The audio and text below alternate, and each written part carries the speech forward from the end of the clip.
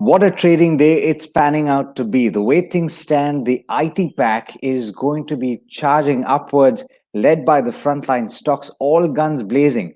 And we're talking about two of them on Stocks to Watch today. This is BloombergQuint, and I'm Alex Mathew.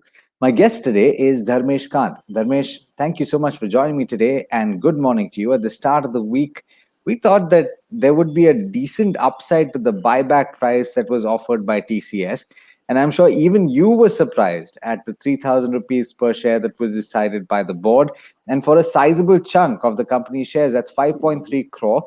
And not just that, the earnings beat estimates from what I saw quite comfortably, especially the growth on constant currency basis.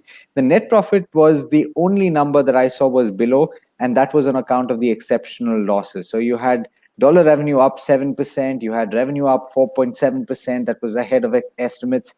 Margins came in at 26.2% versus 23.6%, and estimates of 24%. And not just that, there's also a dividend of 12 rupees per share. So, your assessment very quickly of the numbers, and most importantly, that buyback price, and what's likely to happen to the share price in the next couple of weeks. Yeah, good morning, Alex.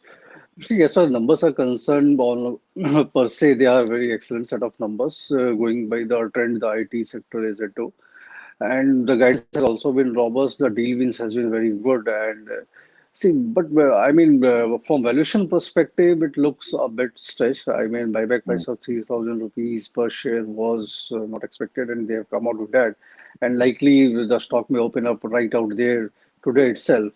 So one has to give a premium to IT stocks given the environment in which we are. What IT companies are likely to do in FY21, they are going to end it where FY20 was there. So it would be a zero growth on a net basis, or maybe 1 or 2 percentage point growth on a reported profit basis by the time we end FY21. What has to be looked into is FY22, and there you can have a 10 to 12% kind of a growth. That is the best case scenario which I can see for IT companies. Although the noises, sounds, and cheer and joy which is there, still 10-12% is the best they can do. And in that context, if you look at return ratios, which is in excess of 35-36% for TCS, the margins may held steady, and margins was up because there was no salary hikes and wages out there, which is normally our trend. So 7 to 10% is the average wage hike for TCS, which they have announced from October onwards. So this will have an impact on next 2 quarters. So what I see is 33, 3400 kind of a stock price for TCS based on FY22 earnings of around 94, 95 of an EPS. So their evaluation wise, you can still have 10 to 12% kind of an upside. And given the context in which the entire global economy is, I think margin of safety is still high. At even if you are buying at 3,000, you can still make 10 to 15% in next 6 to 8 months kind of a time frame.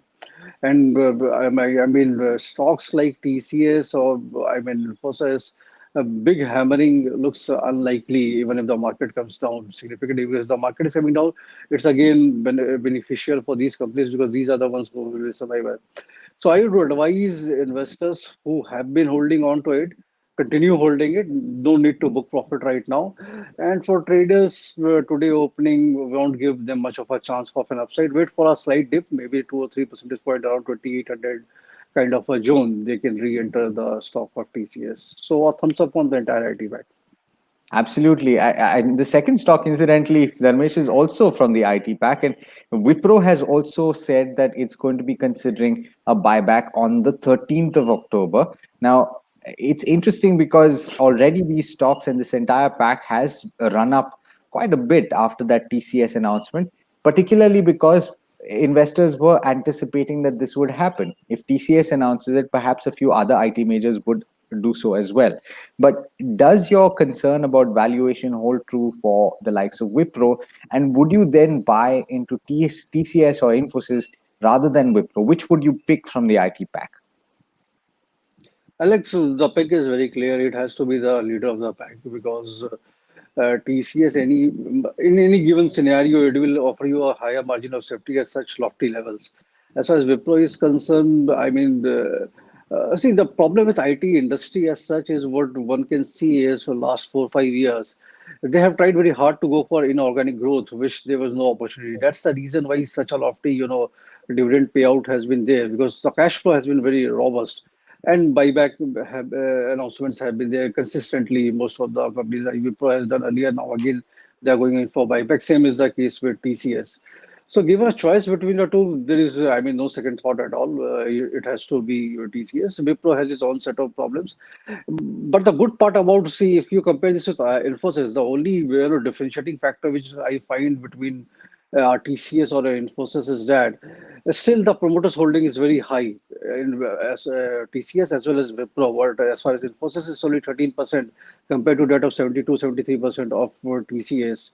So this gives you a sense of direction, a strong management, and and that is the reason why they have been able to garner market shares. Unlike Wipro, so Wipro has been trying hard. They have been doing lots of things last 4 or 5 years, but nothing materially good has come out. So avoid Wipro, and if in case you want to buy another stock in the IT pack, I think SCL Technology offers a better bet than Wipro or Infosys.